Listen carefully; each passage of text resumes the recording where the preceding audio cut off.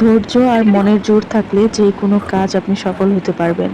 যারা নাকি ফেসবুক অথবা ইউটিউব থেকে আর্ন করতে চান, তাদের প্রচন্ড পরিমাণে আমি বলবো ধৈর্য থাকতে হবে। শুধু ইনকামের কথাই না, আপনি যেই কোনো কাজই করেন না কেন, ধৈর্য আর মনের জোরটা যদি না থাকে, তবে আপনি সেই কাজে ব্যর্থ।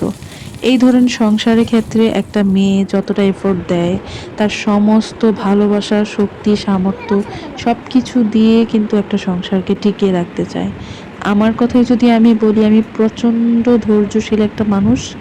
সবকিছুতে আমি আলহামদুলিল্লাহ অনেক বেশি ধৈর্য ধরতে পারি। সেই জন্যই হয়তোবা আমার সংসারটা এখনো টিকে আছে। আর জানি না আল্লাহ কতদিন হায়াত রাখছে, যতদিন বেঁচে থাকবো আমি এই সংসারের জন্য করেই যাব। যাই হোক, হ্যালো এভরিওয়ান, সবাই কেমন আছেন? আসসালামু আলাইকুম সবাইকে। নানা কাজের ব্যস্ততার কারণে আর আপনাদের সাথে আমি অনেক দিন হলো লং ভিডিওগুলা শেয়ার করতে পারছিলাম না। শুট করা হয়ে গেছে অনেক আগেই, কিন্তু আমি দেখেন ভিডিও এডিটিং করার সময় পাচ্ছি না। তো আজকে একটু সময় নিয়ে আপনাদের সাথে ভয়েস ওভারটাও দিয়ে দিলাম, সঙ্গে আজকে সারাদিনের টুকিটাকি সকাল থেকে ব্লগ ভিডিওটা শেয়ার করছি। তো কেমন হলো অবশ্যই কিন্তু কমেন্ট করে জানাতে হবে। যাই হোক, এইদিকে সকালবেলা প্রত্যেক দিন আমি এগুলো করি। সবসময় আপনাদের সাথে সবকিছু আমি শেয়ার করি না, আসলে করে হয়ে ওঠে না, সেই জন্যই করা হয় না। তো সকালে অনেক কিছুই ছিল ধোয়ার বাকি, সেগুলো ধুয়ে টুয়ে পরিষ্কার করে নিলাম। এরই মধ্যে দুধওয়ালা চলে আসছে, তো দুধটা রেখে এখন জাল করে নেব সবার প্রথমে।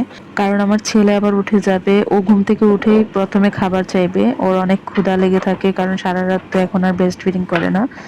তো দেখা যায় যে সকালে খাবারটা রেডি রাখতে হয়, এই জন্য হচ্ছে আমি দুধটা আগে জাল করে নিচ্ছি। ওকে দুধ দিয়ে রুটি ভিজিয়ে দিলে খুব মজা করে খেয়ে ফেলে।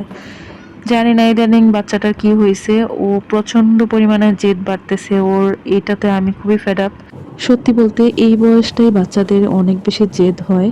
আমি খেয়াল করে দেখছি আমার বড় মেয়েটাকেও, যখন আমি ওই বয়সটা পার করছি, তো ও এরকম অনেক বেশি ডিস্টার্ব করতো ওর যন্ত্রণায়, মানে আশেপাশের মানুষ থেকে ধরে বাসার প্রত্যেকেই খুবই ডিস্টার্ব ছিল।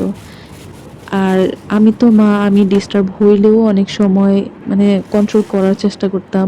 আমি মা বলে হয়তো বা এটা মেনে নিচ্ছি, কিন্তু আশেপাশে ওর দেখা গেছে যে অনেকেই এটা মানতে পারতো না, বলতো যে কেমন প্যারেন্টিং করেন, মানে আমার প্যারেন্টিং নিয়েও ওনারা জাজ করতো আশেপাশে অনেকেই। যাই হোক, আল্লাহ ওনাদেরকে হেদায়েত দান করুক, বোঝার তৌফিক দিক। এই বয়সে একটা বাচ্চা অনেক বেশি জেদ থাকবে, এটাই স্বাভাবিক। হয়তোবা সব বাচ্চা করে কিনা জানি না, আমার দুইটা বাচ্চার ক্ষেত্রেই দেখলাম এই বয়সটাতেই অনেক বেশি জেদ বেড়ে যায়। তো এদিকে আমার ছেলে ঘুম থেকে উঠে গেছে আর আমি একটু পায়চারি করতেছি ওকে নিয়ে।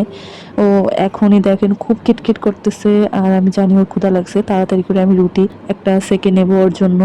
দুধে ভিজিয়ে তারপরে খাওয়ানোর চেষ্টা করব, দেখি ও খায় কিনা। আগে তো অনেক সুন্দর করে খেয়ে ফেলতো, ইদানিং জেদ হওয়ার কারণে এত বেশি জেদ, সকালে উঠেই খুবই ঘ্যান ঘ্যান ঘ্যান ঘ্যান করে। এখনো জেদ ধরছে কি নিয়ে জানেন, এখন বলতেছে ওকে টম এন্ড জেরি দিতে হবে, কার্টুন দেখবে। তো আমিও আজকে জেদ ধরলাম যে না, ওর কথায় আসলে বলা মাত্রই সবকিছু দেয়া যাবে না, তাহলে জেদ আরো বেশি বাড়তে থাকে। এটা আপনারা খুবই সফটলি হ্যান্ডেল করবেন, আপনারা যারা মা আছেন, নতুন মা, সবাইকেই বলতেছি।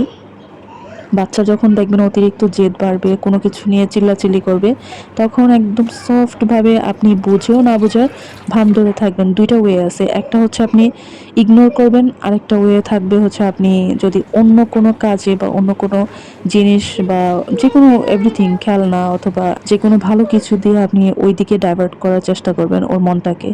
আর যদি দেখেন যে না, কাজ হচ্ছে না কোনো কিছুতেই, আপনি পারলে ইগনোরটাই করেন। আর যদি যে জিনিসটা চাচ্ছে সেটা দিয়ে দেন সঙ্গে সঙ্গে, তাহলে কিন্তু এটা হিতে বিপরীত হবে, দিন দিন এটা বাড়তেই থাকবে। এটা কিন্তু আমার কথা না, আপনারা একটু গুগল সার্চ করে জেনে নিতে পারেন যারা নতুন মায়েরা আছেন। এই কাজটা আমি সবসময় করছি, আমার বড় মেয়ের ক্ষেত্রেও করতাম। তো দেখা গেছে যে আমার ফ্যামিলিগতভাবে এই ঝামেলাটা বেশি হয়েছে, সবাই বুঝতে চায় না এটা। মানে সবাই তো আদিকালকার মানুষ, মুরব্বী যারা আছেন এরা ভাবে যে এটা ভুল ডিসিশন, অথবা আমি কেন দিচ্ছি না, সে যেটা চায় সেটা কেন দিই না। যাই হোক, সেই কথা বাদ দেন। এখন হচ্ছে দেখেন আমি রান্নাবান্না কি করতেছি। তো এই যে আমার দুপুরের রান্নাবান্না ডান, এখন বাজে প্রায় 11টা। আজকে অনেক সকাল সকাল সবকিছু কমপ্লিট করে ফেলছি, কারণ হাতে কিছু কাজ আছে, সেগুলোও করতে হবে। এই যে আজকে মগজ ভুনা করছিলাম, তার সাথে হচ্ছে ডাটা দিয়ে, শিং মাছ দিয়ে, তার সাথে আমি একটা ধুন্দুল দিয়ে দিছি। ডাটাগুলো যে এত বেশি মজার ছিল বিশ্বাস করে। তো আমার রান্না কমপ্লিট করে এখন পেটে দেখি ইন্দুর দৌড়াদৌড়ি করতেছে, এত পরিমাণের ক্ষুধা লাগছিল আর ক্ষুধার পেটে অনেক বেশি মজা লাগতেছিল এই তরকারিটা দিয়ে ভাত খেলাম আলহামদুলিল্লাহ। হোক লেবু চিপে অনেক সুন্দর করে ভাতটা মেখে মেখে খাচ্ছি। আসলে এই ক্ষুধার পেটে সবই মজা লাগে। আর এমনিতেও তরকারিটা বেশ ভালো হয়েছিল। তারপরে আমি একটু মগজ ভুনা দিয়েও খাইলাম। সব কাজকর্ম শেষ না করলে আমার কেন যেন খাবারও পেটে যায় না। সকাল থেকে এই পর্যন্ত কাজ করতেই আছি, সব কিন্তু আপনাদের সাথে শেয়ার করিনি। দেখেন ঘর মুছে, তারপরে ঘর ঝাড়টার দিয়ে, তারপরে কাপড় ধুয়ে, তারপরে এসে খাবার খেলাম। তো এখন একটা কাপড় কাটবো, এই কাপড়টা দিয়ে আমার আর আমার মেয়ের জন্য ম্যাচিং একটা ড্রেস বানাবো। আজকের ভিডিওটা তাহলে এখানেই রাখছি, সবাই ভালো থাকেন আর ইনশাল্লাহ দেখা হয়ে যাবে অন্য কোনো ব্লগ ভিডিওতে। আল্লাহ হাফেজ।